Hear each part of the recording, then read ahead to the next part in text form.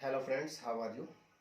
कैसे हैं आप लोग। उम्मीद करते हैं आप लोग अच्छे होंगे, स्वस्थ होंगे, अपने अपने घरों में होंगे और गवर्नमेंट के द्वारा दी गए गाइडलाइन का पूरी तरह से पालन कर रहे होंगे।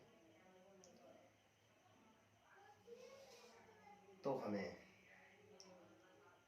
इस ऑनलाइन कोर्स के सीरीज़ को और आगे बढ़ाना है। हम बेसिक मैथमेटिक्स के टर्म्स का डिस्कस कर रहे थे। आज उसी सीरीज़ को हम आगे बढ़ाएंगे और आज जो हम डिस्कस करने वाले हैं, आप हेडिंग देख रहे होंगे, इंटीग्रेशन का। तो दो तरह का इंटीग्रेशन होता है। There are two types of integration.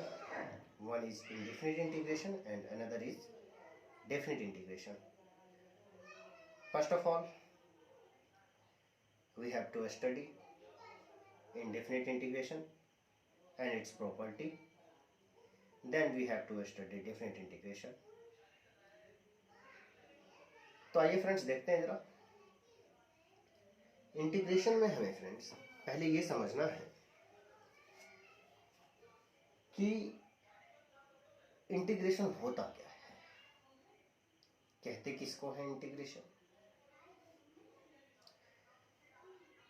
तो सिंपल लैंग्वेज में अगर कहा जाए तो इंटीग्रेशन डिफरेंशिएशन का रिवर्स प्रोसेस है। हम डिफरेंशिएशन के डिफिनेशन को भी ऐसा कह सकते हैं कि वो इंटीग्रेशन का रिवर्स प्रोसेस है। That is means integration is the reverse process of differentiation and vice versa. Because integration and differentiation are inverse process. जैसे हमने किसी टर्म का, किसी फंक्शन का इंटीग्रेशन किया। सपोज दैट, देखिए बोर्ड पे,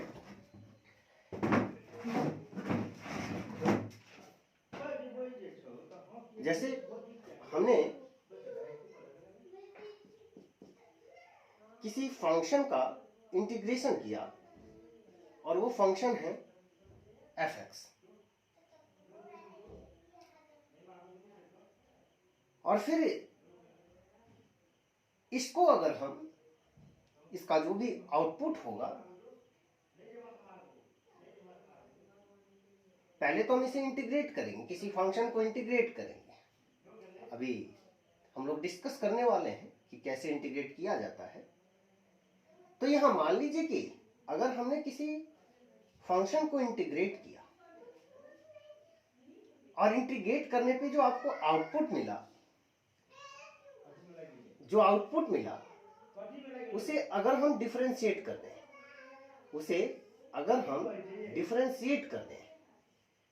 तो fx है, तो x के रिस्पेक्ट में हमने इसे डिफरेंशिएट कर दिया।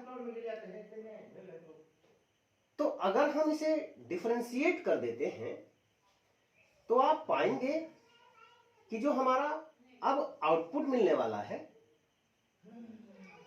वो वही फंक्शन मिल जाएगा जिस फंक्शन को हमने इंटीग्रेट किया था। तो यहां से एक चीज तो क्लियर हो रहा होगा कि हमने पहले फंक्शन को इंटीग्रेट किया, देन फिर उसे डिफरेंशिएट किया, तो फिर से वही फंक्शन मिल गया।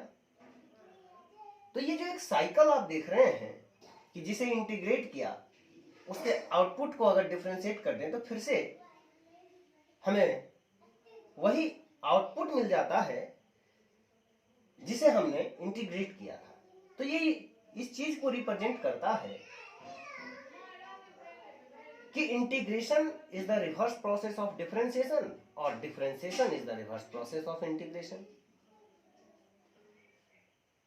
अब आप ऐसा समझिए कि हमने सिमिलरली किसी फंक्शन को डिफरेंशिएट किया विद रिस्पेक्ट टू एक्स और फिर उसे इंटीग्रेट कर दें,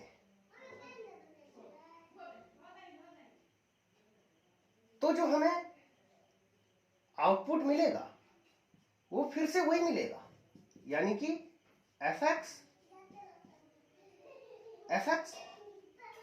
फंक्शन को डिफरेंशिएट किए देन इंटीग्रेट, यहां पहले इंटीग्रेट देन डिफरेंशिएट। तो आप अगेन फिर क्या पा रहे हैं कि जो हमारा आउटपुट आ रहा है वो वही फंक्शन है जिस फंक्शन को हमने डिफरेंशिएट किया था। So it indicates that integration और डिफरेंशिएशन इज इनवर्स प्रोसेस। अब हमने डिफरेंशिएशन में ट्रिग्नोमेट्रिकल फंक्शन का कुछ फॉर्मूला जाना था। अब हम उसी फॉर्मूला को यहां पर एक बार और डिस्कस करना चाहते हैं ताकि और क्लियर हो जाए। जैसे हमने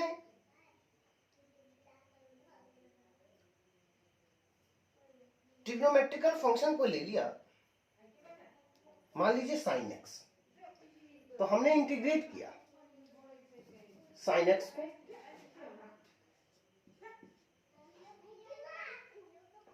एक्स को किसके रिस्पेक्ट में, तो एक्स के रिस्पेक्ट में dx,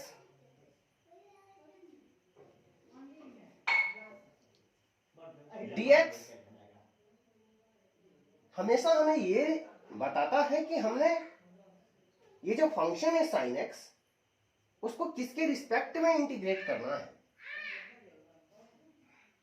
जैसे डिफरेंशिएशन में तो लिखते साइन एक्स किसके रिस्पेक्ट में, तो नीचे लिखते थे dx, यानी x के रिस्पेक्ट में।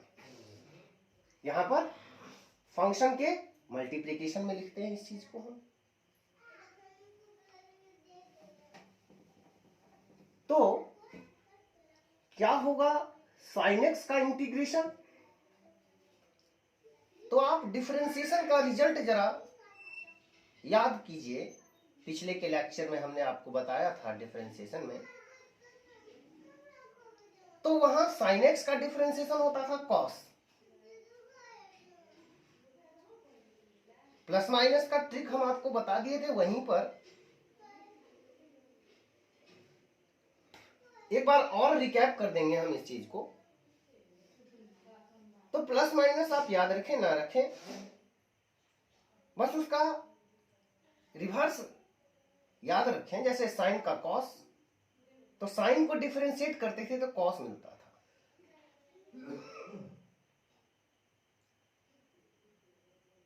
सिमिलरली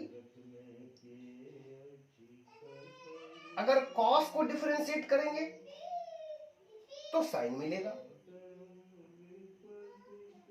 तो वहां साइन को डिफरेंशिएट करते थे तो कॉस मिलता था, यहां पर भी साइन को डिफरेंशिएट करेंगे तो कॉस ही मिलेगा, कॉस एक्स। अब बात रही प्लस और माइनस की, तो हमने इसके लिए आपको एक ट्रिक बताया था। डिफरेंशिएशन में करने पर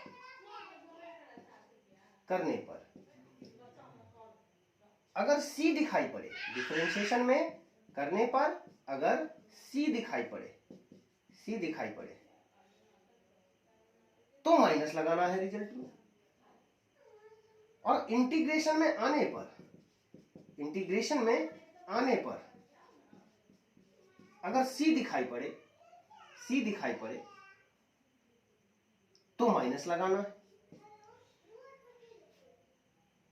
तो डिफरेंशिएशन में करने पर जैसे कॉस को करेंगे तो रिजल्ट में माइनस लगा देंगे, कॉट को करेंगे तो माइनस लगा देंगे, कॉसेक को करते तो माइनस लगा देते। करने पर इंटीग्रेशन में आने पर तो साइन को करेंगे तो कॉस, तो सी आया तो माइनस लगा देंगे। ये फंडा है हमारा कि कहां डिफरेंशिएशन में माइनस लिखें और कहां इंटीग्रेशन में। तो आप इस ट्रिक को याद रखिए और बाकी रिवर्स प्रोसेस जो है साइन का कॉस होता है, कॉस का साइन होता है, ये आप याद रखिए। उसी तरह से अगर हम cos x को डिफरेंशिएट करें तो साइन मिलेगा।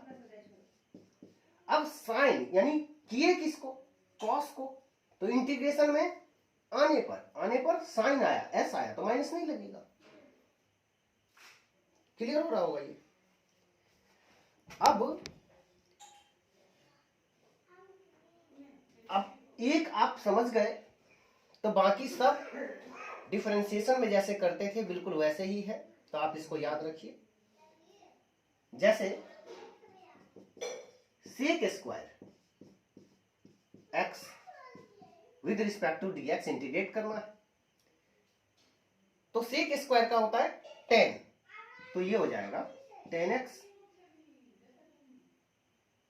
प्लस माइनस का वही फंडा, आने पर नहीं दिखाई पड़ा सी तो प्लस।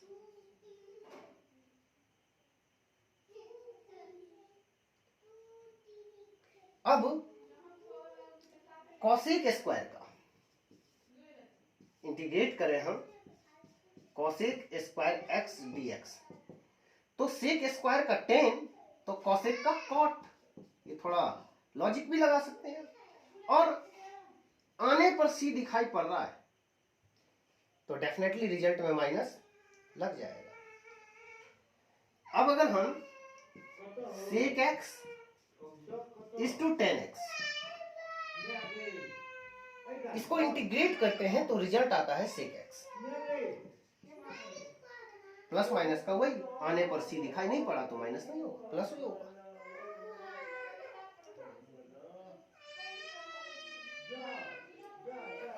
अब आप इन सभी रिजल्ट में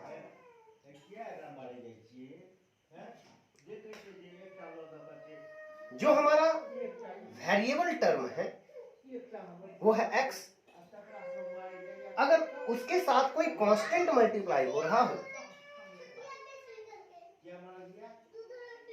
जैसे हमने मान लीजिए कि एग्जाम्पल के लिए किसी फंक्शन को इंटीग्रेट किया और जो रिजल्ट है वो मान लीजिए जो आया उसे हम लिख रहे हैं f डैश x। अच्छा, ये भी जो सिंबल है ना, ये बस ये बता रहा है कि हमने इस इनपुट है जिसे इंटीग्रेट किए तो आउटपुट कुछ मिलेगा। अब एग्जैक्टली तो कोई फंक्शन हमने लिया नहीं जो हम उसका रिजल्ट लिख दे, तो ये एग्जाम्पल के लिए दिखा रहे हैं कि कोई फंक्शन है, इसका रिजल्ट कुछ मिला f डैश x।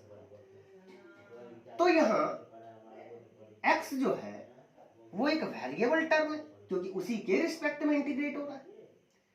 अगर इसके साथ कोई कांस्टेंट आ जाता a इज टू x तो रिजल्ट क्या होता, बिल्कुल सेम होता। तो इसको हम लोग लिख देते हैं f डैश a x, बिल्कुल सेम, बस वेरिएबल टर्म के साथ जो कांस्टेंट हो उससे कर देना है डिवाइड। अब एग्जांपल समझिए, जैसे मान लीजिए कि हमने इंटीग्रेट करना है साइन ax, जहां a कोई कांस्टेंट टर्म है विद रिस्पेक्ट टू x, तो इसका रिजल्ट आप जानते हैं, तो साइन x का होता है cos x, तो सिंपल फॉर्मूला, तो cos x तो लिख दिए, साइन x तो लिख दिए cos x, a is to x है तो a इज टू x। बस करना क्या है आपने कि वेरिएबल टर्म के साथ जो कांस्टेंट है उससे कर देना होता है डिवाइड, उसके साथ कर देना होता है डिवाइड।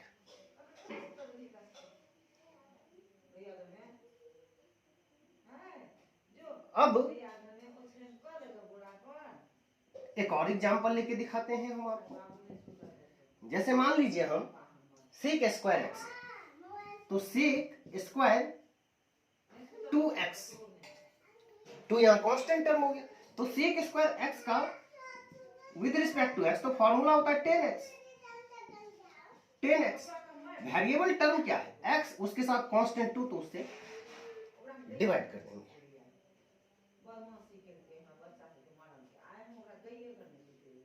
तो समझ गए होंगे आप इसे। कैमरा एक बार हिल डुल गया है, एक बार चेक कर लें फ्रेश आ रहा है या नहीं।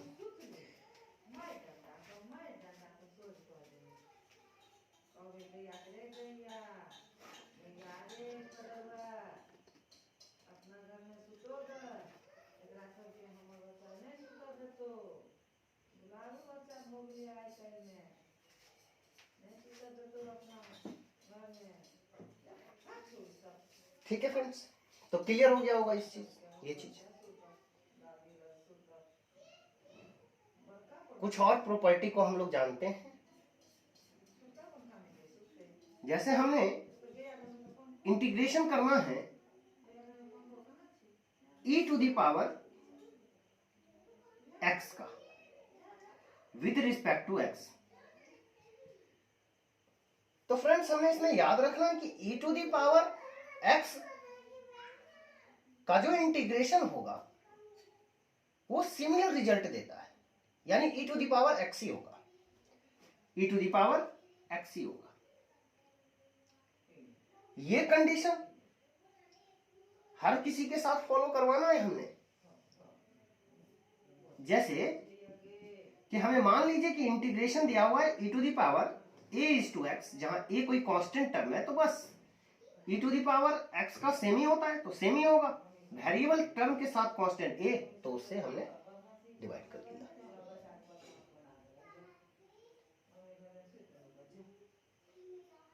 तो फ्रेंड्स इसी तरह से हमने इस सब को याद रखना है। तो ये सब तो हमारा एक जनरल फॉर्मूला है जिसे हमने इंटीग्रेशन करते वक्त यूज करना होता है, याद रखना पड़ता है। कुछ और बेसिक टर्म्स है जिसको हम लोग डिस्कस करेंगे, तो वन बाय वन समझते चलते हैं।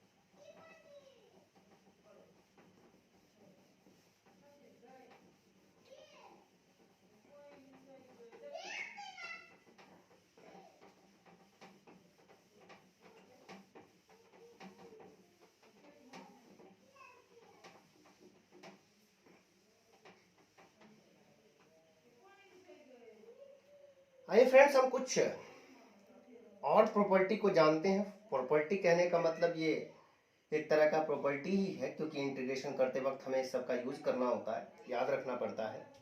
तो आप इसे फॉर्मूला कह लें, प्रॉपर्टी कह लें। जैसे फ्रेंड्स हमें इंटीग्रेशन दिया हुआ है 1 by root under a square minus x square. तो फ्रेंड्स हमने इसका जो इंटीग्रेशन करना है a square minus x square का, तो ये जो इंटीग्रेशन है, इस इंटीग्रेशन को हमने एक जनरल टर्म में आपको बताना है,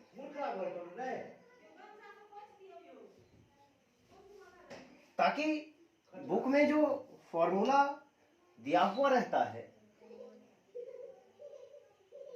हम उसको भी साथ साथ कर लें, और अगर कुछ उस फॉर्मूले में डिफरेंस आ जाए तो भी हम उसे डिस्कस कर सकें, बना सकें। तो देखिए, हमने इसे इंटीग्रेट करना है विथ रिस्पेक्ट टू एक्स। तो याद रखना फ्रेंड्स, ये हो जाता है 1/a साइन इनवर्स x/a। ये जो हमने इंटीग्रेशन का रिजल्ट लिखा है, जनरली आप बुक में देखेंगे फ्रेंड्स तो आपको ऐसा दिखाई पड़ेगा। जैसे एग्जाम्पल के लिए देखिए, जो फॉर्मूला बुक में दिया रहता है उसे हम एग्जाम्पल में लेके दिखाते हैं आपको। इंटीग्रेशन करना है हमने √1 - x² का। यहाँ फ्रेंड्स a क्या है? a कोई कांस्टेंट टर्म है, न्यूमेरिकल वैल्यू होगा 1 2 3 4 5 इस तरह से समथिंग। तो इसका integration with respect to x तो क्या है? 1/a, a की जगह क्या है? 1। तो आप इसे 1/1 लिखें या ना लिखें, कोई फर्क पड़ने वाला है नहीं। तो इसे क्या लिखेंगे? डायरेक्टली लिखेंगे sine inverse x/a bye a यानी 1 लिखें या फिर ना लिखें। तो अगर आप इसे याद रखते हैं तो डबल बेनिफिट है कि अगर कोई न्यूमेरिकली कोई डाटा डाल दे यहां पर तो भी आप आसानी से उसे लिख सकते हैं, जैसे हमने इस फॉर्मूला को लिख दिया जो बुक्स में जनरली लिखा रहता है।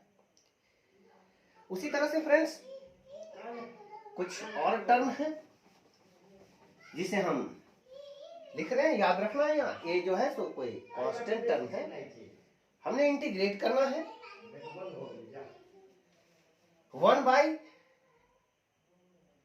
+ x², 1/a² + x²। को याद रखना है, ए कोई कांस्टेंट टर्म है। तो क्या होगा फ्रेंड्स? फिर से वही चीज, 1/a ये हो जाता है tan इनवर्स x/a। अब अगर मान लीजिए कि a की जगह 1 दिया रहता तो ये हो जाता tan इनवर्स x। तो ये कुछ फॉर्मूला है फ्रेंड्स, और फॉर्मूला आप देखिए, कुछ प्रॉपर्टी और होता है 1/x √x² - 1। इसे हमें x के रिस्पेक्ट में इंटीग्रेट करना है। तो फ्रेंड्स इसका जो रिजल्ट है वो होता है सेक इनवर्स। तो हमने वह 1 लिया है, अगर हम मान लेते या a² ले लेते तो फिर से वही term 1/a sec inverse x/a। अगर 1 होता तो रिजल्ट आपका सेक इनवर्स x आ जाता।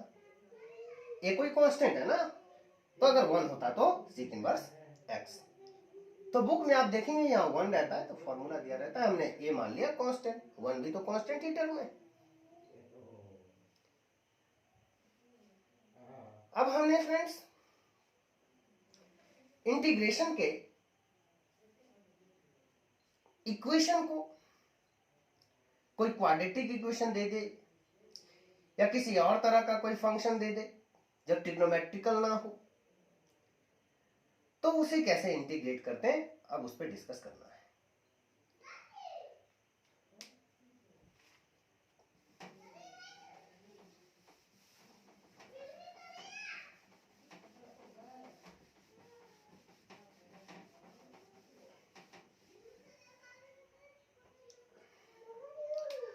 जैसे हमने इंटीग्रेट करना है x⁴n,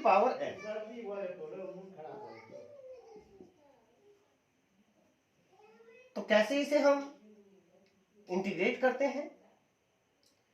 तो याद रखना है फ्रेंड्स, इसमें हमने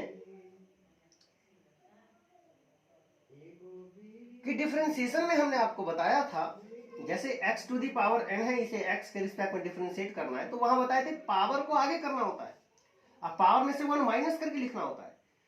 तो पावर में से 1 माइनस कर दिए, और फिर जो फंक्शन है हमारा यहाँ x है तो उसको लास्ट में डिफरेंशिएट करके लिख दिया जाता है।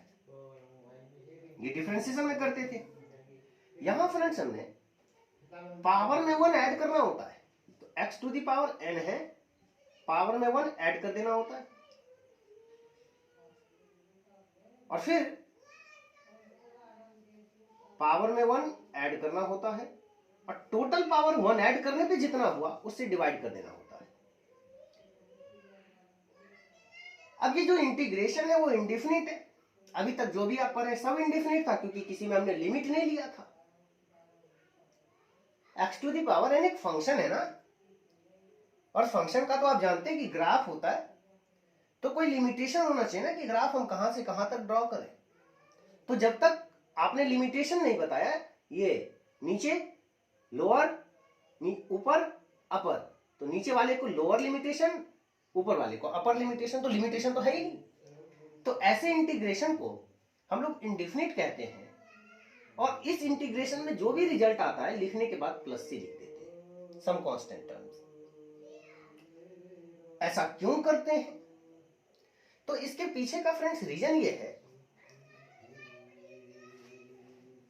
कि हमने स्टार्टिंग में जो इसके डिफिनेशन पे डिस्कस किया उसमें यह बताया कि इंटीग्रेशन हो या डिफरेंशिएशन हो एक दूसरे का इनवर्स प्रोसेस है। तो ये जो इनवर्स प्रोसेस है, ये डिफिनीशन बिल्कुल सटीक तभी बैठ सकता है जब हम इंडेफिनिट इंटीग्रेशन में सम कांस्टेंट टर्म ऐड करें। तो ये अगर आप लिखते हैं कहीं तो ये पूरी तरह से जो डेफिनेशन है कि एक दूसरे का इन्वर्स होता है डिफरेंशिएशन और इंटीग्रेशन, ये पूरी तरह से फिट बैठ जाता है। तो ये रीजन है हमारा। अब फ्रेंड्स देखिए, हमने जिस चीज को इंटीग्रेट किया है वो है term x to the power n, input जिसे हमने इंटीग्रेट किया वो इनपुट है। तो आउटपुट आपको ये मिल रहा है। फ्रेंड्स इस आउटपुट को अगर हम डिफरेंशिएट कर दें तो फिर से वही फंक्शन मिल जाना चाहिए जिसे हमने इंटीग्रेट किया। करके देख लेते हैं, जरा चेक कर लेते हैं। तो अगर हमने इसे डिफरेंशिएट कर दिया किसको, तो इस फंक्शन का जो आउटपुट है, इंटीग्रेशन का जो रिजल्ट है, फिर से डिफरेंशिएट कर दी तो वही फंक्शन मिल जाना चाहिए। तो चेक करके देखते हैं। तो क्या था टर्म था x to the power n plus 1 by n plus 1 plus c। Friends यहां पर x कोई वेरिएबल फंक्शन है, वेरिएबल टर्म है, जबकि n कोई कांस्टेंट टर्म है। तो n प्लस 1, n कोई कांस्टेंट टर्म और 1 भी constant. So overall n plus 1 एक कांस्टेंट टर्म है और डिफरेंशिएशन का आप यह प्रॉपर्टी जाने थे कि कांस्टेंट टर्म को डिफरेंशिएट नहीं करते हैं अगर वो वेरिएबल के साथ हो, तो पहले उसे बाहर निकालते हैं। तो यहां हमने वही रूल फॉलो किया, 1 by n plus 1 something to the power x to the power n plus 1, ये फंक्शन है वेरिएबल, इसका पावर जो है ये कांस्टेंट है, sorry divided by n plus 1 जो है ये कांस्टेंट है, इसे हमने बाहर कर दिया। अब जो टर्म बचा उसे करना है डिफरेंशिएट। तो पहले इसका डिफरेंशिएशन हम कर रहे हैं, तो इसके डिनोमिनेटर को हर बोलते हैं इसको हिंदी में, n प्लस 1 बाहर कर दिए। तो बचा क्या, अब बचा x to the power n plus 1, क्योंकि डिनोमिनेटर तो बाहर आ गया, कांस्टेंट था, इसको x के रिस्पेक्ट में। और कांस्टेंट का डिफरेंशिएशन फ्रेंड्स, अगर कोई कांस्टेंट इंडिपेंडेंट हो, वेरिएबल के टर्म के साथ ना हो, तो उसका रिजल्ट 0 हो जाता है। तो c कांस्टेंट टर्म है, इसके साथ कोई वेरिएबल नहीं, तो इसका डिफरेंशिएशन का रिजल्ट 0 हो गया। अब फ्रेंड्स इसे डिफरेंशिएट करना है। अगर हम इसे डिफरेंशिएट करें तो इसके डिफरेंशिएशन का रिजल्ट आएगा कितना, तो जो टर्म है बाहर वो है n प्लस 1 और डिफरेंशिएट करना है x to the power n plus 1 को। तो डिफरेंशिएशन का रिजल्ट पावर को आगे करना होता है, तो पावर को आगे करना होता है। तो पावर क्या है, n प्लस 1, पावर है n प्लस 1, तो n प्लस 1 को बाहर कर दिया हमने, पावर में से 1 माइनस करके लिखना होता है। तो x टू दी पावर क्या था, n प्लस 1, इसमें से 1 माइनस करके लिख देना होता है। और फिर फंक्शन यानी कि x, इसका डिफरेंशिएशन तो आप जानते हैं dx by dx, ये कैंसिल हो जाएगा। ये सब पीछे के लेक्चर में हमने डिस्कस किया है डिटेल से, तो जो इस लेक्चर को देख रहे हैं वो पहले डिफरेंशिएशन को एक बार जरूर देख लें, उसके बाद और अच्छे से क्लियर हो जाएगा। ये कैंसिल हो गया। तो देखिए फ्रेंड्स, n+1 डिनोमिनेटर में भी है, न्यूमरेटर में भी आ गया, कैंसिल हो गया। तो टर्म क्या बचा, n+1 -1, +1 -1 कैंसिल, x⁴n। तो देखिए वही फंक्शन आ रहा है हमें जिस फंक्शन को हमने इंटीग्रेट किया था। तो ये यहां क्या बता रहा है, यहां +c हम इसका रीजन बता रहे हैं। क्या था रीजन, कि डिफिनेशन पे सटीक बैठ जाए कि इंटीग्रेशन और differentiation is a reverse process. तो फिर बैठ गया ना। तो फ्रेंड्स ये जो रिजल्ट आया x⁴n, ये हमें यही बता रहा है कि हमने पहले एक फंक्शन को इंटीग्रेट किया, देन जो आउटकम्स हमारा रिजल्ट है उसको अगर फिर से डिफरेंशिएट कर दें, then we get similar function, initial function. तो ये फ्रेंड्स आप समझ गए होंगे कि हम इंडेफिनिट इंटीग्रेशन में +c क्यों लिखते हैं। अब हम कुछ अगले प्रॉपर्टी पे डिस्कस करते हैं। अब जो फ्रेंड्स हमें प्रॉपर्टी बताना है, प्रॉपर्टी तो बहुत सारा होता है, तो हमने जो बहुत सारे प्रॉपर्टी पे डिस्कस नहीं करना, जो कुछ इंपॉर्टेंट प्रॉपर्टी है जिसका हमें जरूरत पड़ेगा उसी पे डिस्कस करना है। तो पहले हम कुछ एग्जांपल वगैरह लेकर आपको दिखाते हैं, या पहले प्रॉपर्टी को आगे बढ़ा देते हैं। तो एक प्रॉपर्टी है फ्रेंड्स कि अगर किसी वेरिएबल टर्म के साथ, जैसे कोई फंक्शन है f(x), इसे हमने डिफरेंशिएट करना, और इस फंक्शन के साथ एक्सटर्नली कहने का मतलब, अगर x के साथ यहां कोई कांस्टेंट मल्टीप्लाई हो रहा होता तो आप उसका रीजन जान चुके हैं। हम यहाँ पे एक कॉन्सेप्ट बताए थे, एक्सटर्नली ए कांस्टेंट लेकर f(a)x, तो क्या होता है, यहां हमने एक्सटर्नली ले लिया।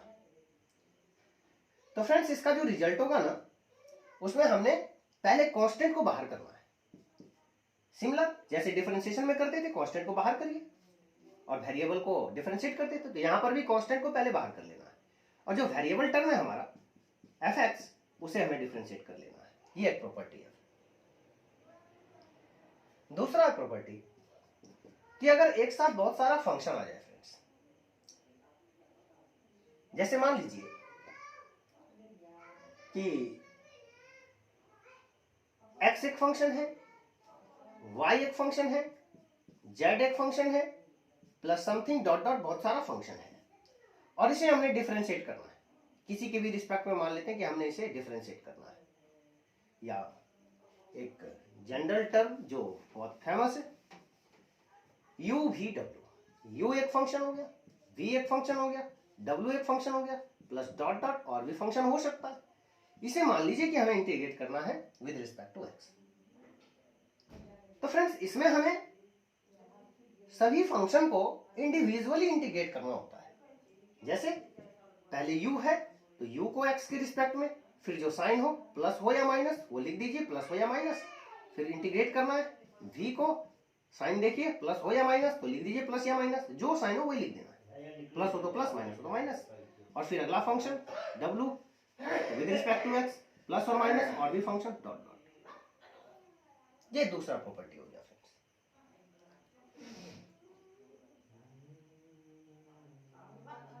अब फ्रेंड्स हमने कुछ कॉन्सेप्ट पे वर्क करना है, जिस कॉन्सेप्ट का हम जनरली बहुत यूज करते हैं, इलेक्ट्रोस्टैटिक में बहुत यूज करते हैं। क्या यूज करते हैं, तो उस प्रॉपर्टी को आइए फ्रेंड्स देखते हैं। देखिए यहां अगर कोई फंक्शन है फ्रेंड्स f(x), और इस फंक्शन का पावर है फ्रेंड्स n, f(x) कोई फंक्शन है, उसका पावर है n,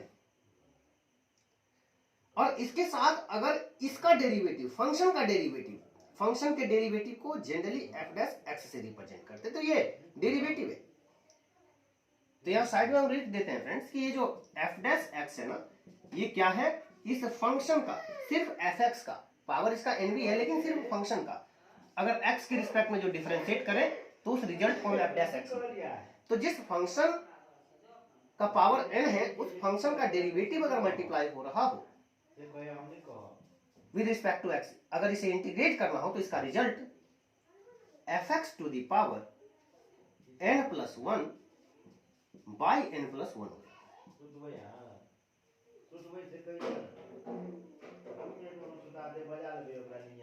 इसे फ्रेंड्स एक एग्जांपल से और समझते हैं कि हमने क्या बताया है आपको।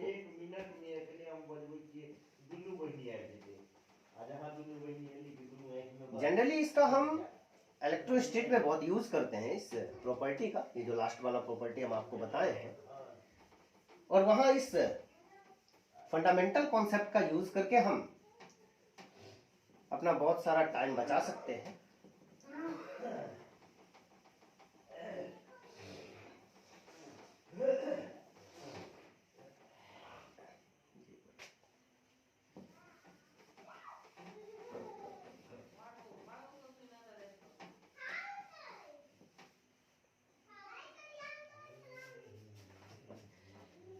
फ्रेंड्स हम एक एग्जाम्पल पे जरा डिस्कस करें कि ये जो हमने आपको बताया है अभी, तो एक एग्जाम्पल हमें कोई ऐसा दिखाई पड़े। जैसे देखिए फ्रेंड्स, इसमें फ्रेंड्स एक चीज और याद रखिएगा कि n कभी भी -1 नहीं होना चाहिए, ये ध्यान दीजिएगा। ये एक रिस्ट्रिक्शन है, कंडीशन है। देखिए फ्रेंड्स एक एग्जाम्पल लेते हैं हम। जैसे हमें एक एग्जाम्पल ले लिया, x by a square plus x square, a square plus x square to the power n। हमने इसे इंटीग्रेट करना है विद रिस्पेक्ट टू x।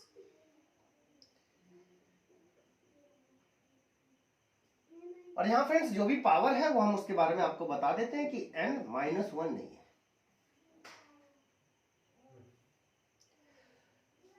अब फ्रेंड्स इसको जरा सेट करिए आप अपने कॉन्सेप्ट पर, इस बेसिस पर,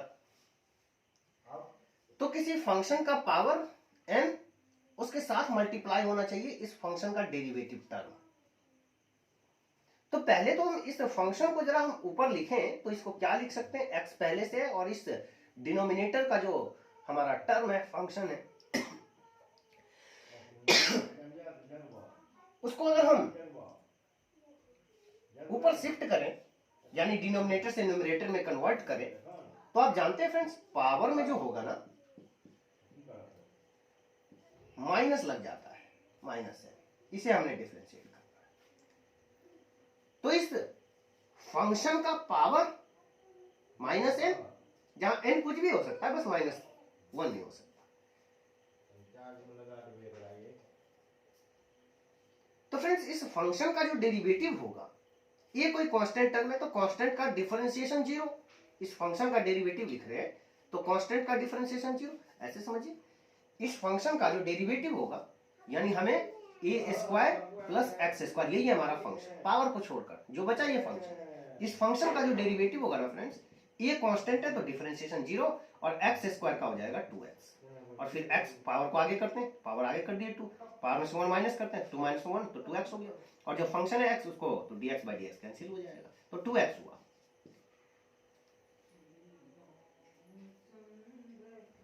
तो फ्रेंड्स ये fx to the power n में यहां f डैश x हमें दिख नहीं रहा, क्योंकि f डैश x तो आता है 2x, बट यहां तो x है। तो क्या हम ऐसा कर सकते हैं कि इसमें हम 2 से कर दें मल्टीप्लाई और 2 से कर दें डिवाइड, तो कोई फर्क पड़ेगा। इस to a square plus x square to the power -n is to dx, ऐसा लिख सकते हैं। अब देखिए ये डेरिवेटिव आ गया ना, fx to the power n और इसका डेरिवेटिव। अच्छा यहाँ 2 लिख दिए तो कोई फर्क नहीं पड़ा, क्योंकि 2 से 2 कैंसिल हो जाएगा, फिर से आपको इनिशियल फंक्शन दिखाई पड़ रहा होगा। तो फ्रेंड्स अब समझिए अब यह इंटीग्रेशन कितना आसान हो गया, क्योंकि अगर किसी फंक्शन का पावर n है और साथ में उसका डेरिवेटिव मल्टीप्लाई हो रहा है तो result fx to the power n+1/n+1 हो जाता है। तो इसका रिजल्ट फंक्शन क्या है, a² + x²। इसका पावर क्या है, -n, पावर में 1 जोड़ दीजिए, टोटल पावर से डिवाइड कर दीजिए, ये हो गया आंसर। और इंडेफिनिट इंटीग्रेशन है तो आप प्लस सी लिख दीजिए। तो समझ गए होंगे फ्रेंड्स इस कॉन्सेप्ट को। तो ये बड़ा एक इंपॉर्टेंट प्रॉपर्टी था जिसका हम बहुत यूज करते हैं और ये हमें कैलकुलेशन से बहुत बचाता है, राहत देता है। तो इसको आप और अच्छे से देखिए। अब फ्रेंड्स हमने इंडेफिनिट इंटीग्रेशन के बहुत सारे कॉन्सेप्ट को जाना। एक आध और क्वेश्चन एग्जांपल देकर हम आपको समझाते हैं और फिर इंडेफिनिट इंटीग्रेशन के कॉन्सेप्ट को यहीं पर हम फिनिश कर देंगे और नेक्स्ट लेक्चर में हम फिर डेफिनिट इंटीग्रेशन पर डिस्कस करेंगे। यहां पर भी फ्रेंड्स आप देख रहे हैं कि हम जो बोर्ड साफ कर रहे हैं तो एक फिजिक्स का कॉन्सेप्ट लग रहा है कि अगर आप किसी रफ चीज से जिससे कि ज्यादा फ्रिक्शन क्रिएट हो सके उससे साफ करते हैं तो जल्दी हो जाता है ना? और ये इसके कंपैरिजन में बहुत सॉफ्ट है, तो इससे करते हैं तो टाइम लगता है साफ करने में। तो फ्रिक्शन में इसे और डिटेल से डिस्कस करेंगे हम लोग। अभी तो वेक्टर हम लोग पहले वेक्टर एंड स्केलर पहला चैप्टर है वो फिनिश करेंगे। आइए देखते हैं कुछ एग्जांपल। जैसे फ्रेंड्स हमें इंटीग्रेट करना है sin ax + b, sin ax + b क्या होगा इसका रिजल्ट, तो sin थीटा यानी कि sin x, रिजल्ट cos,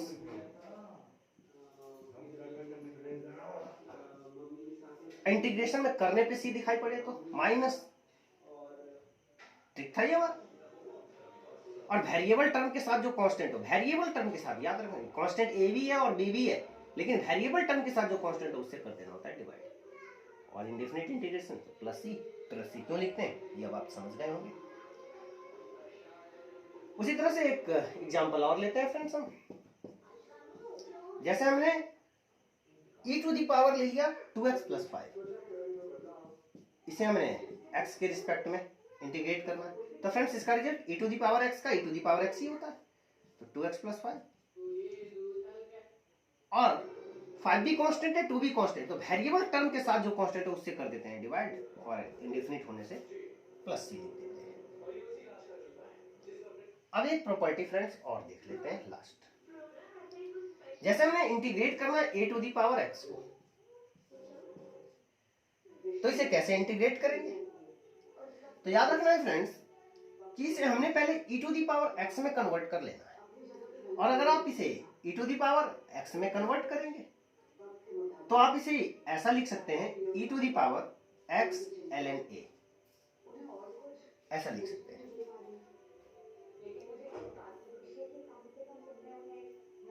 अब देखिए अब ये भी क्वेश्चन में आए हैं आप e to the power something, तो e to the power something, तो e to the power x का रिजल्ट e to the power x ही होता है, e to the power x ही होता है। अब वेरिएबल टर्म के साथ कांस्टेंट क्या ln a, तो उससे क्या कर देंगे फ्रेंड्स, हमें डिवाइड कर देना है। आप चाहें तो यहाँ पर लॉगरिथम का प्रॉपर्टी नहीं छोड़ी, e to the power x ln a, तो देखिए जरा e to the power x को तो आपने लिखा है e to the power x ln a, कैसे लिखा, तो ये लॉगरिथमिक प्रॉपर्टी है। तो फिर से आप इस चीज को क्या लिख सकते हैं e to the power x, तो आप इसे लिख सकते हैं e to the power x by ln a, और इंडेफिनिट इंटीग्रेशन है तो प्लस सी। समझ गए फ्रेंड्स। अब फ्रेंड्स हम कुछ होमवर्क आप लोगों को दे देते हैं, आप लोग इसे बनाइएगा और बन जाए तो आप कमेंट सेक्शन में अपना सॉल्यूशन डालिएगा।